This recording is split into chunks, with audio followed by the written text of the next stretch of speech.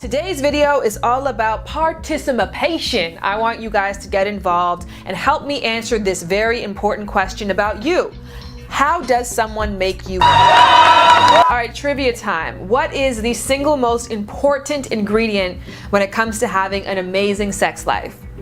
That is correct. Good communication. Next question. What is the most universal and widely used form of communication? Language. By far, one of the most popular questions that I get asked is, how come it's very easy for me to make myself orgasm, but when it comes to sharing this with a partner, it's seemingly impossible to accomplish? And I think the answer to that is communication. Now, when we are self-pleasuring, we just follow the feeling. But when we have to describe where that feeling is going or what we like to somebody else, again, we don't know what terms to use, and there is no universal glossary that both people will understand. So today, I want to change that by introducing some terms that I think all of us can relate to on some level or the other. Now, don't get me wrong, there are millions of ways people achieve orgasm, and so if none of these terms work for you, please do call it out, but hopefully you find one that fits the bill. The word is edging, and edging is essentially when someone likes to be brought to the brink of orgasm and then brought back down, and then brought back to the brink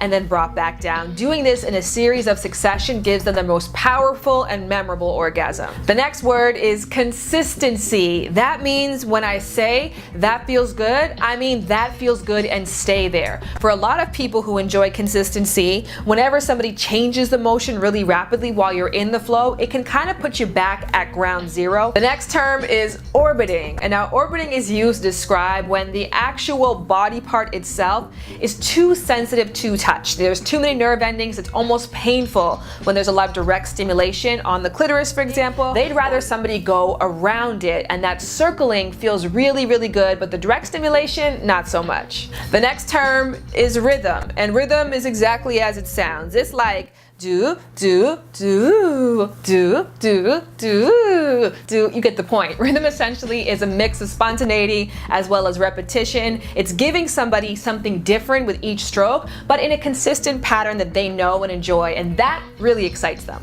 The next term is surprise. Now, these individuals, there really is no rule book, and there is no particular thing that gets them there. When they're self-pleasuring, it's something different every single time, and with a partner, they want the same thing as well. Multiples. That's a pretty easy one to understand. Some people are able to achieve multiple orgasms, and their first orgasm is almost a little small firework, and it tends to get bigger with time. But somebody can let you know off the top, like, look, when I have that big moment, don't stop there. Keep going because there's more in store.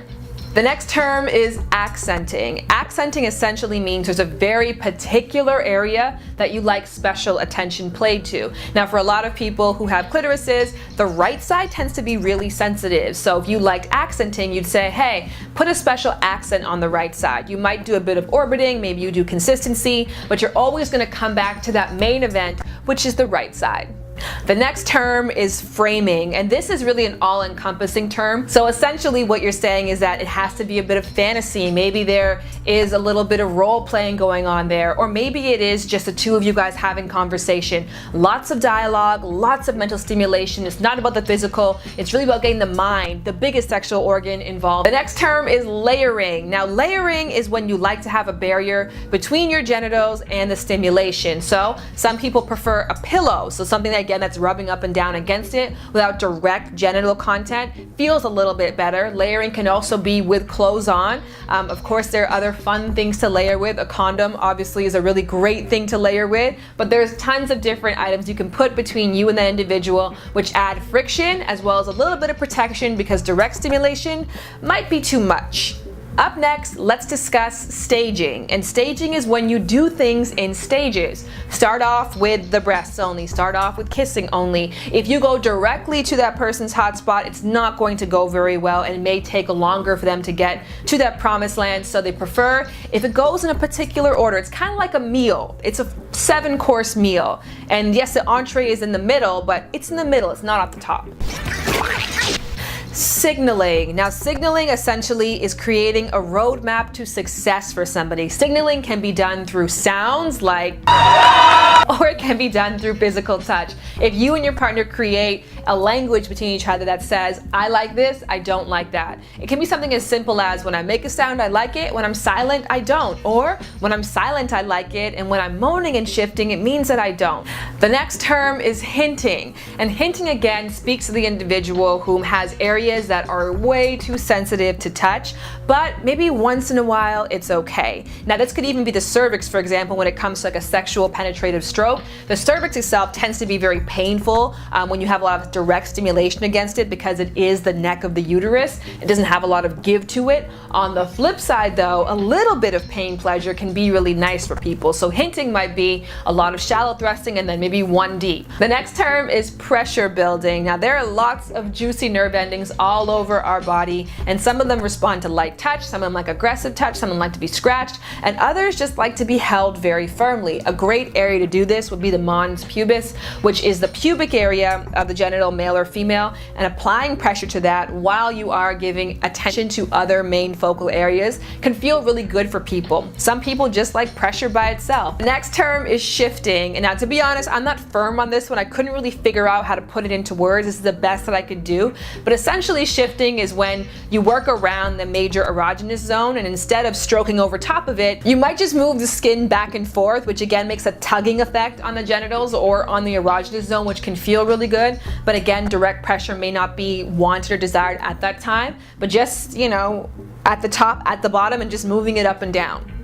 Up next, let's discuss stroking the spots. The G spot, the A spot, the U spot, the C spot. There's definitely many more spots. Wherever there again is a cluster of nerve endings, which happens to happen anytime that two joints connect or two limbs connect. There's always like a sensitive spot there. Stroking essentially is when you have a cluster of nerve endings anywhere and you enjoy either pressure or a light back and forth touch against it, and that really gets you going. Up next, this is a series of S terms. It's the sucking, it's the squeezing, it's the suctioning. And so in essence, if you isolate the erogenous zone or whatever the area is that feels really good and lightly suck on it or suction it so that it's being pulled away from the rest of the body, that can feel really good for some people. On the flip side, squeezing, where you take the outside folds which are not as sensitive and fold them over top, maybe back and forth over the sensitive area, that's awesome for some people too.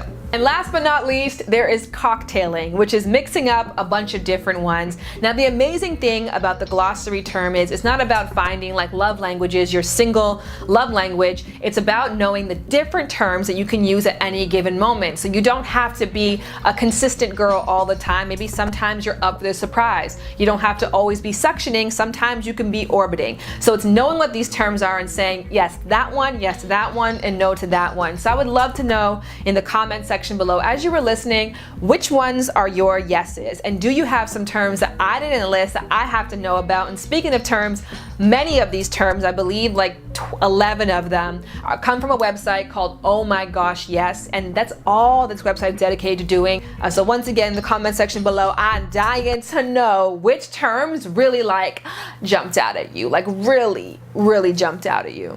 You ain't tryna flip them cheeks for no ones. No one about to rub the buns for good luck. I get it, girl. Oh yeah, I get it, girl.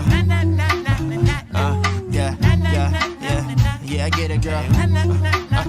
Oh. And if you don't know, get it, girl.